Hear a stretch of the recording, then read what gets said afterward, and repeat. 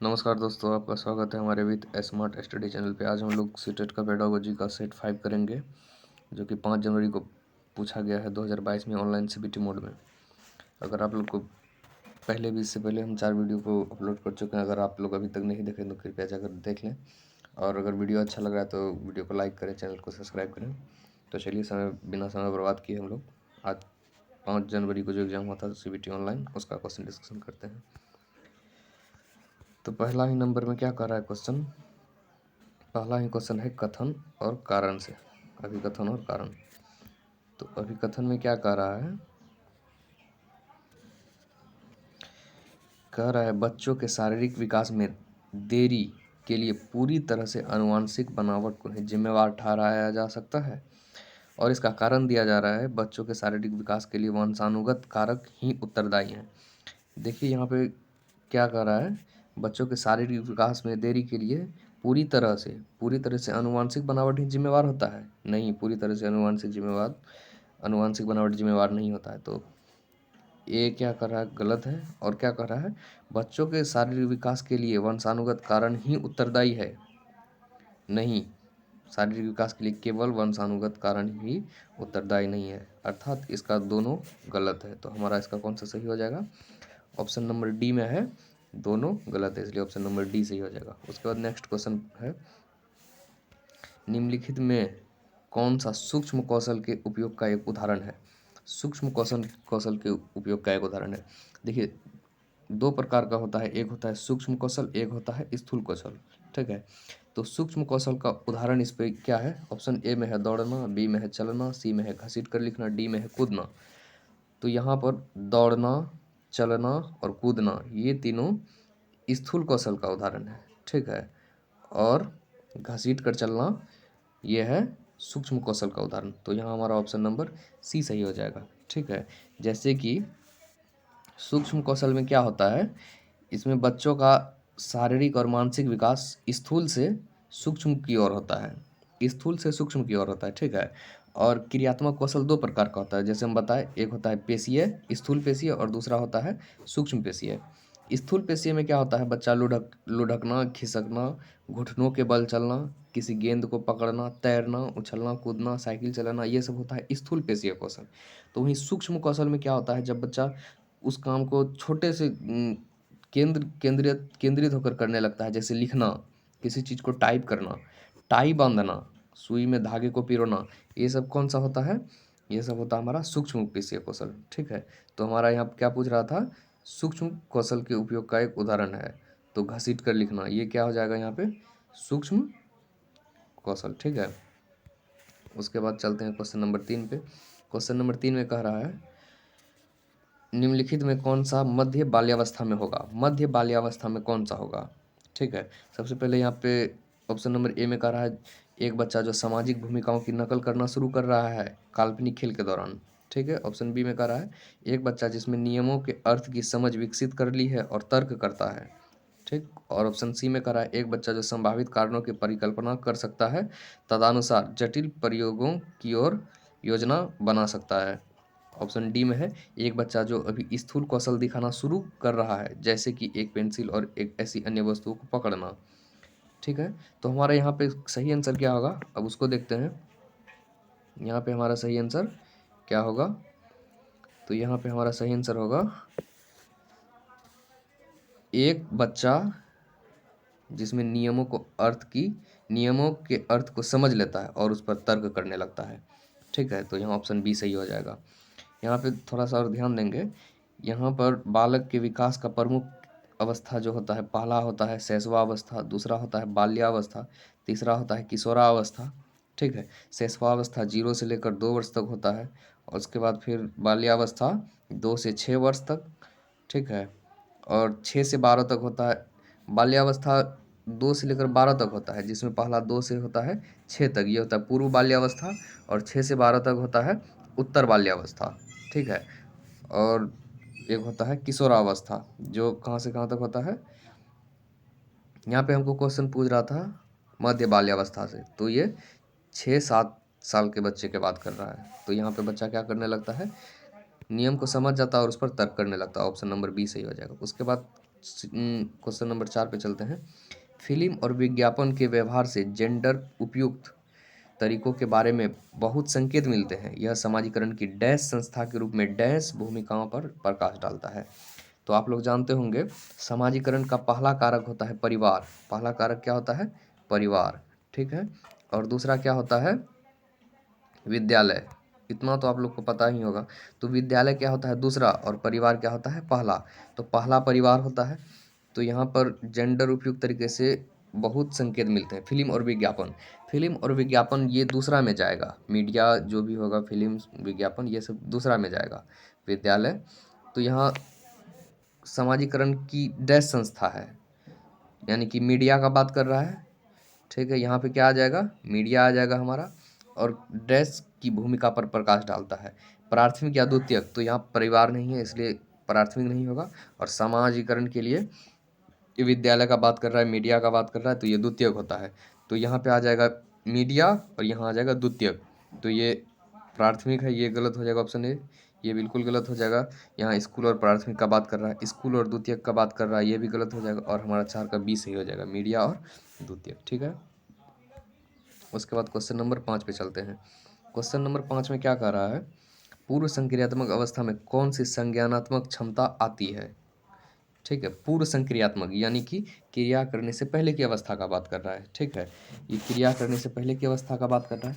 ये जीन पियाजे के संज्ञानात्मक विकास से संबंधित है, जिसमें जीन पियाजे 4 अवस्था में विभाजित क्या है, जिसमें पहला होता है संवेदी पेशीय अवस्था, दूसरा होता है पूर्व संक्रियात्मक अवस्था, तीसरा होता है मूर्त संक्रियात्मक और चौथा होता है अमूर्त।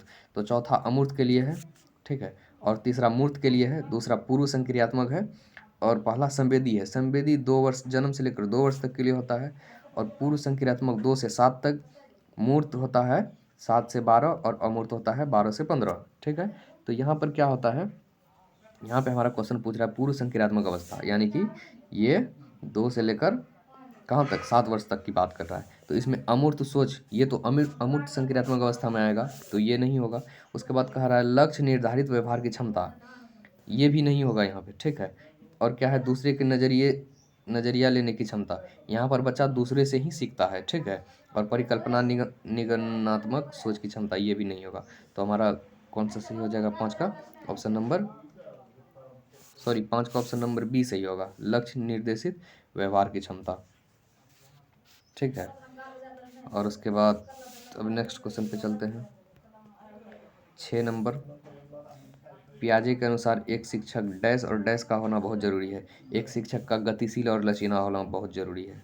तो ये 6 का ऑप्शन नंबर ए ही सही हो जाएगा, बाकी पढ़ने की जरूरत नहीं है। उसके बाद क्वेश्चन नंबर 7 पे चलते हैं। क्वेश्चन नंबर 7 में कह रहा है लेव वाइगोत्स्की के विचार में संज्ञान भाषा से स्वतंत्र है? नहीं, वाइगोत्स्की क्या कहता है कि भाषा और संज्ञान दोनों एक दूसरे से अंतःक्रिया के माध्यम से सीखता है। संज्ञानात्मक विकास भाषा के विकास को निर्देशित करता है, ये हो सकता है। उसके बाद अगला देखते हैं, भाषा संज्ञानात्मक विकास को सुगम बनाती है। और डी में कह रहा है संज्ञानात्मक विकास भाषा विकास से संबंधित नहीं है, तो ये तो नेगेटिव है, ये ऐसे ही खत्म हो जाएगा, बचा दो। और बी में क्या कह रहा है? संज्ञानात्मक विकास भाषा के विकास को निर्देशित करता है, तो ये नहीं, भाषा का विकास जो है संज्ञानात्मक विकास को निर्देशित करता है, ठीक है। तो ऑप्शन नंबर यहाँ पे सी सही हो जाएगा, भाषा संज्ञानात्मक विकास को क्या करती है? सुगम बनाती है। ले वाइगोत्स्की क्या कहता है? बच्चा भाषा संज्ञानात्मक विकास को सुगम बनाती है, ठीक है।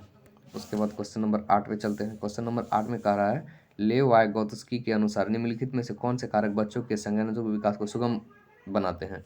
तो सांस्कृतिक उपकरण बिल्कुल बनाता है, सामाजिक उपकरण ये भी बनाता है, क्योंकि बच्चा संस्कृति परिवार से जो भी सीखता है, संस्कृति जो जो भी सीखता है वो उसको सीखने में संज्ञानात्मक विकास में काफ़ी महत्वपूर्ण है, सहायता पहुंचाता है। और सामाजिक संपर्क भी बहुत ज़्यादा फायदा पहुंचाता है। लेकिन संतुलन और पुरस्कार नहीं होगा, क्योंकि यहाँ ऑप्शन में 2 ही है, तो 1 और 2 ऑप्शन नंबर सी में है, तो 8 का ऑप्शन नंबर सी सही हो जाएगा, ठीक है। उसके बाद अगला चलते हैं क्वेश्चन नंबर 9 पे। एक बाल केंद्रित कक्षा में अधिगम उद्दीपन प्रक्रिया संघों के युग्म द्वारा होता है, पुरस्कार और दंड पर निर्भर करता है। सी में कह रहा है शिक्षक और छात्रों द्वारा सह निर्मित है। और डी में कह रहा है पूरी तरह से शिक्षक पर निर्भर है और छात्रों की भूमिका निष्क्रिय है। अब क्वेश्चन को थोड़ा सा ध्यान से देखेंगे। बाल केंद्रित शिक्षा का बात कर रहा है, यानी कि बाल केंद्रित यानी बालक के अनुसार, तो यहाँ उद्दीपक तो होगा नहीं, उद्दीपक प्रतिक्रिया संघों के युग्म द्वारा। और पुरस्कार दंड पर भी निर्भर नहीं करता है, क्योंकि यहाँ बाल केंद्रित शिक्षा का बात कर रहा है, यानी कि बालक की सहमति के अनुसार होगा। शिक्षक और छात्रों द्वारा स्वनिर्मित सहनिर्मित, ये बिल्कुल सही हो जाएगा। यानी कि शिक्षक जो पढ़ाएगा, जिस प्रकार से बालक पढ़ना चाहता है या जो चीज़ सीखना चाहता है उस चीज़ को पढ़ाएगा, यानी कि बालक स्वयं और शिक्षक दोनों मिलकर क्या करेगा, निर्मित करेगा। यही हमारा बाल केंद्रित शिक्षा अधिगम कहलाएगा। ठीक है, तो 9 का ऑप्शन नंबर सी सही हो जाएगा। उसके बाद क्वेश्चन नंबर 10 में क्या कह रहा है, लॉरेंस कोहलबर्ग के नैतिक विकास के सिद्धांत के किस चरण में दूसरे बच्चों के इरादे की अपेक्षा करता है और इसके बजाय अधिकार और नकारात्मक परिणाम के डर पर ध्यान केंद्रित करता है। यहाँ पर अधिकार का नकारात्मक परिणाम, डर का बात कर रहा है। ठीक है, यानी कि सजा का बात कर रहा है, आज्ञाकारिता का बात कर रहा है। तो ऑप्शन नंबर ए ही इसका सही हो जाएगा, बाकी ऑप्शन पढ़ने की ज़रूरत नहीं है। तो बाकी ऑप्शन को भी अगर देखना चाहेंगे तो अच्छा लड़का लड़की की बनने की उन्मुखता, तो ये दूसरों के सामने अच्छा बनने के लिए किया जाता है, दूसरों से प्रसिद्धि पाने के लिए किया जाता है। सी में है कानून और व्यवस्था विन्यास, यानी कि जो भी कानून समाज के लिए बनाया गया है उसके प्रति जिम्मेवार होता है जब बालक तब होता है। और सामाजिक अनुबंध विन्यास, जब बच्चा समाज के प्रति सोचता है। तो यहाँ पे हमारा ऑप्शन ए ही सही था। ठीक है, उसके बाद क्वेश्चन नंबर 11 में चलते हैं। हावर्ड गार्डनर के सिद्धांत के सोच को व्यक्त करने के लिए धारा प्रवाह और लचीले ढंग से भाषा का उपयोग करने की क्षमता डैश बुद्धि कहलाती है। हावर्ड गार्डनर बहुबुद्धि सिद्धांत दिया था, जिसमें उन्होंने 9 प्रकार की बुद्धि का चर्चा किया था। यह एक कारक नहीं, बहुबुद्धि सिद्धांत को प्रतिपादित किया था। ठीक है, तो जिसमें ये उसके 4 उसी का सिद्धांत से है। तो यहाँ पे हमको इस 4 में कौन सा पूछ रहा है, हावर्ड गार्डनर के सिद्धांत में सोच को व्यक्त करने के लिए धारा प्रवाह और लचीला ढंग से भाषा का उपयोग, अर्थात जो व्यक्ति में भाषा का बहुत ज़्यादा विकास हो जाएगा वो बहुत ही बेहतरीन ढंग से भाषा का प्रयोग करेगा। इसलिए उसमें कौन सा विकास हुआ है, भाषाई विकास। तो ऑप्शन नंबर हमारा ए सही हो जाएगा यहाँ पे। उसके बाद क्वेश्चन नंबर 12 पे चलते हैं। 12 नंबर में क्या कर रहा है, निम्नलिखित में से कौन सी रणनीति कक्षा के व्यक्तिगत मतभेदों को पूरा करने के लिए प्रभावी नहीं है। इनमें से कौन सा प्रभावी नहीं है। तो हमको ये पूछ रहा है अपने मौखिक और गैर मौखिक संचार पर विचार। तो इसका क्या सही हो सकता है, 12 का हमको लगता है ए ही इसका सही होगा। आप लोग भी 12 में अपने मौखिक और गैर मौखिक संचार पर विचार, बी में कह रहा है मतभेदों को पहचानें और सम्मान करें, सी में कह रहा है विविध शैक्षणिक मतभेदों का प्रयोग करें, और डी में कह रहा है छात्रों की कमियों को पहचानें और उन्हें ठीक करें। तो ये तो सही है, बिल्कुल पॉजिटिव है, ये भी पॉजिटिव है और ये भी पॉजिटिव है। लेकिन कि सॉरी एक मिनट, क्वेश्चन को फिर से पढ़ते हैं। निम्नलिखित में कौन सी रणनीति कक्षा में व्यक्तिगत मतभेदों को पूरा करने के लिए प्रभावी नहीं है। कक्षा में व्यक्तिगत मतभेदों को पूरा करने के लिए प्रभावी नहीं है। तो ये छात्र की कमियों को पहचानें और उन्हें ठीक करें, ये प्रभावी नहीं है। तो 12 का ऑप्शन नंबर डी सही हो जाएगा। ठीक है, उसके बाद क्वेश्चन नंबर 13 पे चलते हैं। 13 में क्या कह रहा है, 4 साल के राहुल को एक गुड़िया उपहार में मिलने पर वह बोलता है मैं इसका क्या करूँगा, लड़के गुड़ियों से नहीं खेलते हैं। तो ये किस चीज़ को दर्शा रहा है, या लैंगिक रूढ़िवादिता को दर्शा रहा है। ऑप्शन नंबर सी इसका सही हो जाएगा। हम पहले भी इस क्वेश्चन का डिस्कशन कर चुके हैं पिछले वीडियो में, अगर नहीं देखें तो वहाँ पे जाकर आप लोग फिर से चेक कर सकते हैं वीडियो को। उसके बाद हम लोग नेक्स्ट क्वेश्चन पे चलते हैं। क्वेश्चन नंबर 14 में क्या कह रहा है, सीखने के आकलन के बजाय सीखने के लिए आकलन, यानी कि असेसमेंट ऑफ लर्निंग की जगह असेसमेंट फॉर लर्निंग का बात कर रहा है। ठीक है, सुनिश्चित करने के लिए एक शिक्षक को क्या करना चाहिए कि वह शिक्षार्थियों की केवल संज्ञानात्मक क्षमता पर, जहाँ भी केवल आएगा वो नेगेटिव वर्ड होगा तो वो कट जाएगा। ठीक है, अब नेक्स्ट क्वेश्चन पे देखिए, शिक्षण अधिगम की दैनिक प्रक्रिया में आकलन को शामिल करें। शिक्षण अधिगम की दैनिक प्रक्रिया में आकलन को शामिल करें, ये तो बिल्कुल सही होगा, क्योंकि जिस चीज़ को हम पढ़ाएंगे, मान के चलिए कक्षा के दौरान जिस भी टॉपिक को आप पढ़ाए हैं उसका तुरंत उसका आकलन कर लेंगे तो वो काफ़ी प्रभावी रहेगा। तो यहाँ पे हमारा ऑप्शन बी सही हो जाएगा। उसके बाद सी में क्या करा है, सीधे निर्देश विधि द्वारा, ये नहीं होगा। प्रतिस्पर्धा की भावना, ये भी नेगेटिव वर्ड है, प्रतिस्पर्धा बच्चों में नहीं कराना है। ऑप्शन नंबर डी गलत है, इसलिए हमारा ऑप्शन नंबर बी ही सही हो जाएगा। उसके बाद क्वेश्चन नंबर 15 पे चलते हैं। क्वेश्चन नंबर 15 में कह रहा है किस तरह के प्रश्न पूछकर बच्चों में समालोचनात्मक सोच को बढ़ावा दिया जा सकता है, यानी कि बच्चों को सोचने के बारे में उसका चिंतन शक्ति को और विकसित किया जा सकता है। ठीक है, वन अधिकार अधिनियम किस वर्ष पारित हुआ, ये तो बच्चा एक लाइन में आंसर दे देगा, इसमें सोचने का कोई बात ही नहीं। तो ये ऑप्शन नंबर ए गलत हो जाएगा। बी में कह रहा है त्रिभुज के तीनों कोनों का योग कितना होता है, ये तो बच्चा एक लाइन में ही बता देगा कि तीनों कोनों का योग कितना होता है, उसमें सोचने का कोई बात ही नहीं है। सी में कह रहा है वायुमंडल, पृथ्वी के वायुमंडल की परतों का नाम लिखिए। तो ये भी फिक्स है, इसमें बच्चा को सोचने की, किसी प्रकार की तर्क करने की या उसमें दिमाग लगाने का बात नहीं कर रहा है। और डी में है बीजों के अंकुरण के लिए हवा आवश्यक होती है, सिद्ध करें, प्रयोग की रूपरेखा तैयार कीजिए। तो इसमें बच्चा उसके बारे में सोचेगा, बीज का अंकुरण कैसे होता है, किस प्रकार से उसको हवा की सहायता से, हवा से उस पर क्या प्रभाव पड़ता है, इसके लिए वह क्या करेगा, एक प्रयोग करेगा, ठीक है, जिससे उसका सभी प्रकार का विकास होगा, जिसमें समालोचनात्मक सोच को उसका बढ़ावा मिलेगा, ठीक है। तो 15 का ऑप्शन नंबर डी हमारा सही हो जाएगा। उसके बाद 16 नंबर में चलते हैं। 16 नंबर में क्या कह रहा है, 16 नंबर में कह रहा है एक समावेशी व्यवस्था में कौन सी किसकी ज़रूरतों के अनुसार यथोचित संयोजन करता है, यानी कि समावेशी व्यवस्था का बात कर रहा है, सभी का जिसमें रहता है। तो अभिभावक स्कूल की ज़रूरत के अनुसार ये नहीं होगा, स्कूल छात्र की ज़रूरतों के अनुसार ये बिल्कुल सही हो जाएगा, छात्र स्कूल की ज़रूरत के अनुसार ये भी नहीं होगा, और छात्र शिक्षक की ज़रूरत के अनुसार ये भी नहीं होगा, क्योंकि स्कूल जो भी चीज़ देगा वो छात्र के ज़रूरत के अनुसार देगा, ठीक है।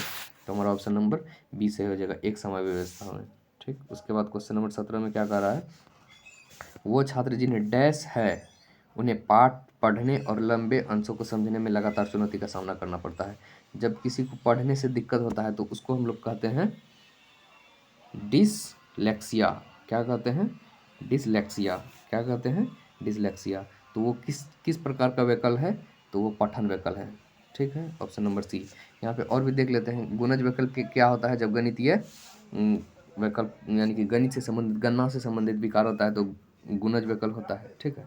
तो यहाँ पे हमारा 17 का ऑप्शन नंबर सी सही है। उसके बाद 18 नंबर में क्या कह रहा है, सुविधा विहीन और वंचित समूहों के शिक्षार्थियों को संबोधित करने के लिए एक शिक्षक को क्या करना चाहिए, सभी छात्रों में अपनेपन की भावना को बढ़ावा देना चाहिए, बिल्कुल सही है, पहला ही हमारा ऑप्शन सही है, अपनेपन को क्या करना है, बढ़ावा देना, छात्र की कमजोरी सबके सामने उजागर नहीं करना है, ये गलत बात है। सी में कह रहा है इन छात्रों को अलग संकाय में पढ़ाना चाहिए, नहीं, सबको एक साथ पढ़ाना है। उसके बाद क्या कह रहा है, सभी छात्रों के लिए मानकीकृत, नहीं, ये भी नहीं होगा, तो हमारा ऑप्शन नंबर ए ही सही हो जाएगा। उसके बाद क्वेश्चन नंबर 19 में क्या कह रहा है, विविध आवश्यकता वाले छात्रों की शिक्षार्थियों वाली कक्षा में शिक्षक को निम्नलिखित के लिए विकल्प उपलब्ध नहीं कराना चाहिए, सामग्री का प्रस्तुतिकरण ये तो कराना चाहिए, जिससे बच्चा और अधिक ढंग से समझेगा, संचार अभिव्यक्ति, जितना अच्छी भाषा का प्रयोग यानी कि अच्छी तरह से अब भाषा का प्रयोग करके समझाएंगे तो बच्चा उतना और अच्छा से समझेगा, सूचना का दृष्टिकोण, और डी में कह रहा है शिक्षार्थियों के बारे में रूढ़िवादिता। तो 19 का ऑप्शन नंबर डी गलत है, इसलिए यही सही हो जाएगा, क्योंकि हमको नेगेटिव पूछ रहा कौन सा नहीं करना चाहिए, ठीक है। उसके बाद क्वेश्चन नंबर 20 पे चलते हैं। 20 नंबर में क्या कर रहा है, दिव्यांग छात्रों की शिक्षा के संदर्भ में निम्नलिखित में से किस प्रावधान को राष्ट्रीय शिक्षा नीति 2020 द्वारा बढ़ावा नहीं दिया गया है, तो उपयुक्त इमारती ढांचा, बी में है प्रत्येक शिक्षार्थी के लिए एक शिक्षक और निजी शिक्षक, सी में है अनिवार्य विशेष शिक्षा, डी में है उपयुक्त तकनीकी सुविधाएं। तो यहाँ पे उपयुक्त तकनीकी सुविधाएं ये तो सही है, अनिवार्य विशेष शिक्षा ये भी सही है, इमारती ढांचा ये भी सही है, लेकिन यहाँ पे सॉरी, एक मिनट फिर से देख लेते हैं क्वेश्चन को। 2020 किसको बढ़ावा नहीं देता है, उपयुक्त इमारती ढांचा इसको बढ़ावा देता है, ठीक है। और उसके बाद प्रत्येक विद्यार्थी के लिए एक शिक्षा और निजी शिक्षक, ये भी सही है। और सी में क्या करें, अनिवार्य विशेष शिक्षा, अनिवार्य और विशेष शिक्षा का बात नहीं करता है 2020 में, ठीक है। तो इसलिए हमारा ऑप्शन नंबर सी सही हो जाएगा 20 का। उसके बाद क्वेश्चन नंबर 21 में चलते हैं। बच्चे किस तरह से सीखते हैं, पढ़कर, सुनकर, देखकर, क्रिया करके।